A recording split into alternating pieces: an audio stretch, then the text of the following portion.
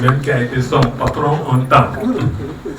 Je voudrais donc remercier Ibo Fall de m'avoir associé à cette dédicace de son livre.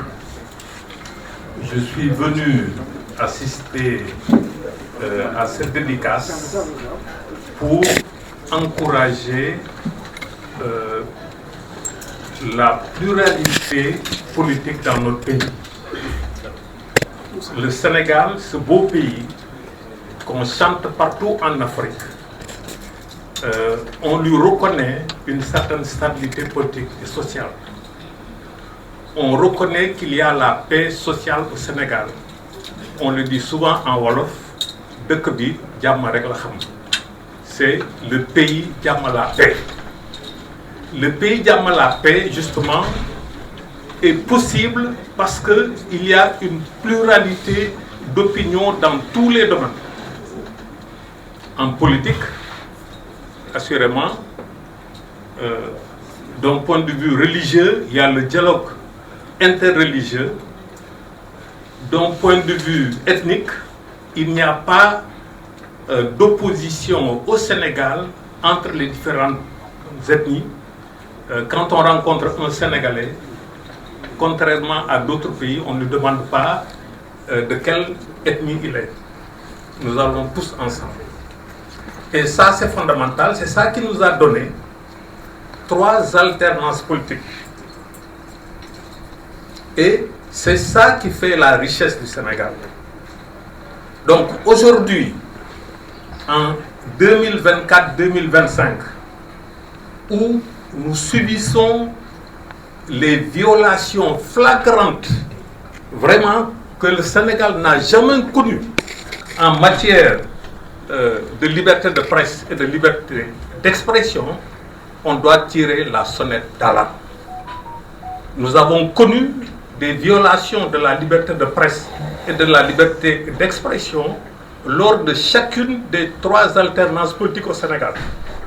Sous le président Abdoulaye Wade, quoi qu'il ait fait d'extraordinaire pour le Sénégal, mais en matière de liberté de presse et liberté d'expression, il y a eu des violations.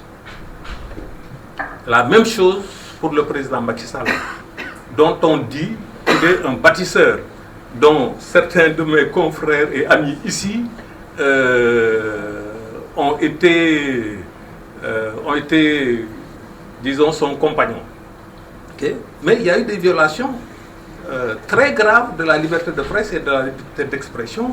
Il y a eu des journalistes arrêtés, violentés. Aujourd'hui, honnêtement, tout le monde me connaît, je n'ai pas de parti pris. Le même discours que je tiens aujourd'hui en faveur de la liberté de la presse et de la liberté d'expression, c'est ça que j'ai tenu sous le président Abdoulaye Wade et sous le président Macky Sall. Aujourd'hui, il faut le dire, et je le dénonce chaque jour, les violations de la liberté de presse et d'expression que nous connaissons aujourd'hui sous le régime de la 3e alternance politique, on ne l'a jamais connu au Sénégal. Et ça, c'est un danger pour le Sénégal. Parce que, qu'on le veuille ou pas, le Sénégal va survivre à n'importe quel président. Le Sénégal va survivre à n'importe quel parti. Et donc, il faut qu'on préserve le Sénégal. Et malheureusement, ce nouveau régime-là, oui, Hamidou Anne, que je ne connais pas, sauf de nom, il dit que son expression, je m'excuse, il a utilisé une expression là tout à l'heure pour qualifier le niveau intellectuel, ce sont des incultes, que ce sont des incultes qui nous gouvernent. Moi je dis, ce sont des sous-développés intellectuels. Et ça, ce n'est pas la première fois que je le répète. Ce sont des sous... Parce qu'ils n'ont pas une compréhension du monde. Ils n'ont pas une compréhension de la société sénégalaise. Ils sont incapables d'avoir une vision pour sortir le Sénégal de la situation dans laquelle elle est aujourd'hui. Oui, nous avons tous dénoncé la prédation économique. Au Sénégal, les hommes les plus riches, ce ne sont pas les hommes d'affaires, ce ne sont pas les agriculteurs, mais ce sont les politiciens, ceux qui ont le pouvoir politique, qui détournaient les fonds publics. Nous sommes tous d'accord avec ça. Nous avons tous voulu de l'alternance, mais nous ne voulons pas d'une alternance qui veut transformer les Sénégalais en aveugles. Nous ne voulons pas d'une alternance dont les gouvernants peuvent penser qu'ils sont les dieux des Sénégalais. Non. Nous voulons une alternance pour le respect de l'état de droit. Parce que, je ne sais pas qui l'a dit parmi les présentateurs, c'est l'État qui va nous sauvegarder, nous les uns et les autres. C'est ça qui va faire qu'un homme plus fort ou une femme plus forte ne va pas dominer d'autres. Et ça, il n'y a que la loi. Récemment, la Cour suprême du Sénégal, en matière de liberté de presse, a sanctionné, je crois, si je ne m'abuse, les journalistes vont peut-être me rectifier, c'est la première fois qu'une instance aussi suprême que la Cour suprême inflige un tel camouflet, une telle humiliation au ministre de la Communication qui se croyait le dieu des journalistes pour dire qui doit être média au Sénégal ou non, et même l'outrecuidance de prendre un arrêté portant arrêt de diffusion et de cessation de 381 médias. Mais qui est ce monsieur? C'est le dieu de qui? Hein? Il n'est même pas son propre dieu, à fortiori d'être le dieu des Sénégalais. Okay?